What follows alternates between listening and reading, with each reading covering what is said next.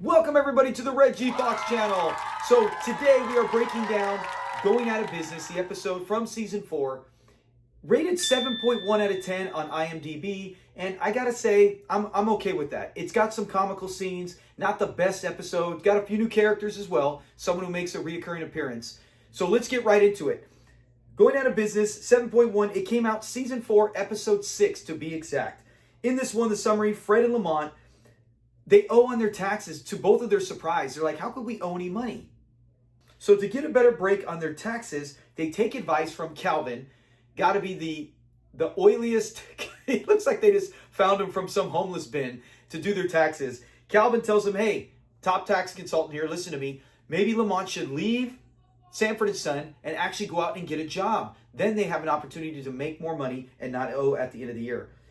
Lamont does, and he goes to a haberdashery. Heard about a salesman that you have here in your haberdashery, and I'll only let him sell me some haberdash.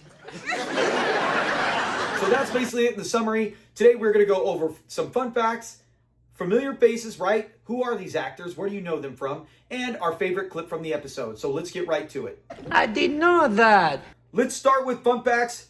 Right here we see in this episode, Smitty tells Lamont that a cop can make around $11,000 a year. Say, Smitty, how much does a policeman make a year? Around 11,000. Plus you get a pension too, right? Right. Yeah, and the opportunity to retire early with a bullet in the lung of your choice. In that time and era with the cops, man, and everything, crime rate, if you actually look it up, went up from the 70 to 79, especially for being in LA.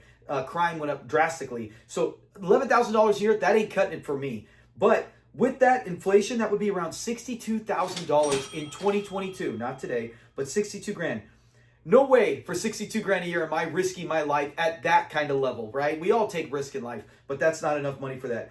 Actuality, it's much better than that. They can earn up to 80 grand, possibly a little bit more, after 12-year completion in the police force. So the numbers have gotten better, but that is one interesting fact about that. Another fact in here, more of a blunder, and they even kind of make a joke about it, so we know it was intentional. But when Lamont does leave the job, Fred gets depressed and has a going out of business sale, a clearance sale, and he actually misspells it. You can see it right there, and he even calls it Clarence sale. He did forget the E, just in case, because to be honest, even though he points it out, the first few times I remember watching this episode, I never paid attention to that. Comment below if you did, if you recognize that from the beginning. And at the very end, when Fred has the typewriter, he's writing a book as he wants to do. You could see him fall back right here. When he does that, his reaction, it looks legit. I've always wondered, it's never mentioned. I wish I could ask someone from the cast. But did he actually fall back in that seat? Was that a legit scene that they left in? Kind of like Esther getting her wig pulled off. The way his facial reaction was, looked like he didn't expect the chair to fall back or the typewriter to break, and that's what surprised him. Comment below what you think, if that was in the script, or is that something that kind of just was a blooper and they left it Wait in? a minute. May I ask you a personal question? Who All are right, you? now we are up with familiar faces. The first one we'll get to is Philip Bruns. That is Calvin. And with Calvin, we know he passed away, the actor, in 2012 at the age of 80. He's a very funny character. He's even got the Axel Foley laugh. You know,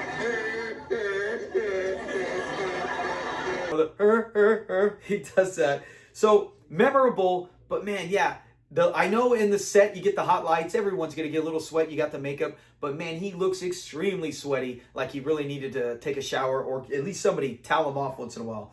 But they do give him credit, as maybe they are portraying him as a guy who's kind of like, every time we see him, he's in the same suit, same sweaty head. So maybe that was just his character part of it. He did over 115 movies and shows, 2 times in Sanford and Son as Calvin. He didn't appear in miniseries though, right? Like we see some of these other actors who go in shows and they have their own, Julio, a normal in Barney Miller. Something like that, Julio. Gregory Sierra, he goes in Barney Miller. He is a normal on that show. He only had a couple that I can find, and one I haven't even heard of called Mary Hartman. 250 episodes or appearances throughout that series. He also did Columbo. Anytime I see someone Columbo, I got to bring it up because of Fred's love for Columbo. Peter Falcon. His nickname is Old Dumbo. That's Columbo. Yes, it's just something I have to go do, Old Dumbo. But he also did Barney Miller, comical. There's so many people from Sanford and Son, from mainstay actors to even supporting actors who came from Sanford and Son, right? Officer Swanee actually went on to direct many episodes for that, so maybe his connection there. Either way, Barney Miller 5 times, and not as the same guy like on Sanford Son Reese Calvin. He was someone different just about every time. Also the Jeffersons 2 times. That's what I said. There wasn't a lot in his career to where he was a mainstay. He was a very good character actor, and he did a good job of that. His final one was in a movie called Inferno in 1999. Let's get to our next one, and that is Basil Hoffman. That is the store owner who just recently passed away in 2021 at the age of 83. He starred in over 100 movies and shows as well. That's the most of any of our familiar faces today. He did things in series dramas later on in the 90s and even 2000s. The Practice, The West Wing. Then we go back to the 80s, another childhood favorite show of mine, 227. Small Wonder. You know, we've only seen a few people ever on Small Wonder. If you've never seen that, you weren't a kid in the 80s, but or someone who watched. Anyways, the show is so goofy and out there, but it's still kind of like got a cult following. So whenever I see someone who appeared in Small Wonder, I have to drop it in there. Small Wonder, as well as Square Pegs. 5 episodes, he was the principal in that. So there's another one where you're like, you know, it was a 1-season show, but he could have been a reoccurring character had the show lasted more than 1 season. But Square Pegs, he was the principal in that. And let's get to our final one, and that is Helen Winston. She's the lady in the store. Let's look at her real fast. Husband and I sleep in a regular bed. You and your husband sleep together? For 28 years. I never get tired of that. Fred always has the same response, whether it's from Fritzy Burr, LaWanda Page, or Helena Winston, where they say something, he's like, well, you know, not with anyone in the right mind, or maybe that's why you never did, you know, because when they go, I never, they always use that. But he gets her good on this one. She passed away in 2004 at the age of 81.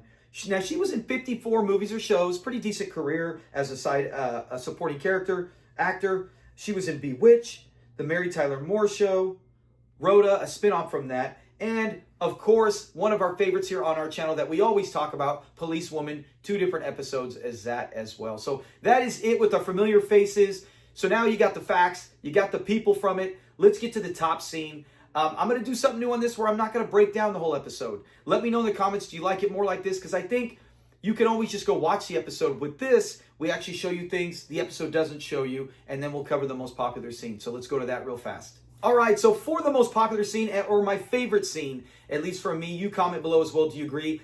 This one actually has a backstory where we get to meet Achu. This is only his 2nd appearance in Sanford Son history. Pat Morita, really good friends, comic stand-up, used to open for Red Fox. So Red Fox brings him in the show.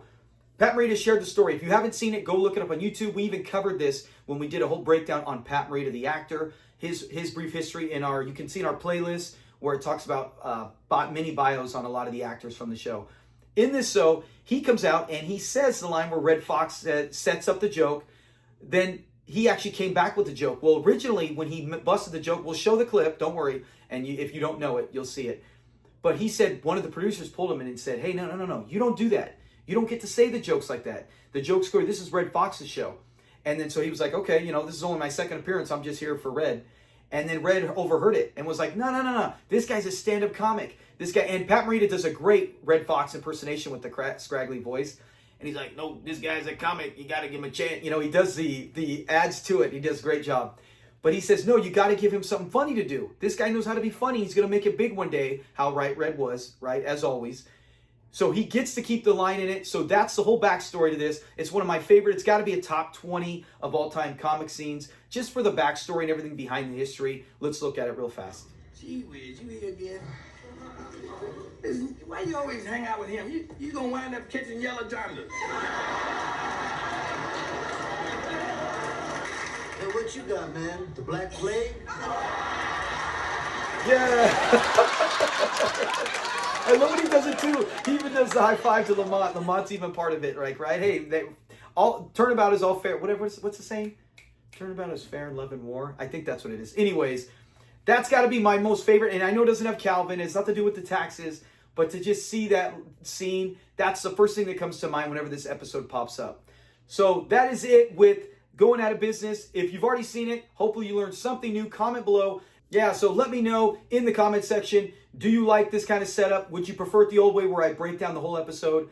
I actually like it doing like this because the most important thing I wanted to get out on the channel is about the actors, about facts you might not know, or any other little tidbits, and then the details such as the season it was, the rating, all that stuff. I like to get that out because we've all seen the episode, so I don't know if I need to break the whole thing down.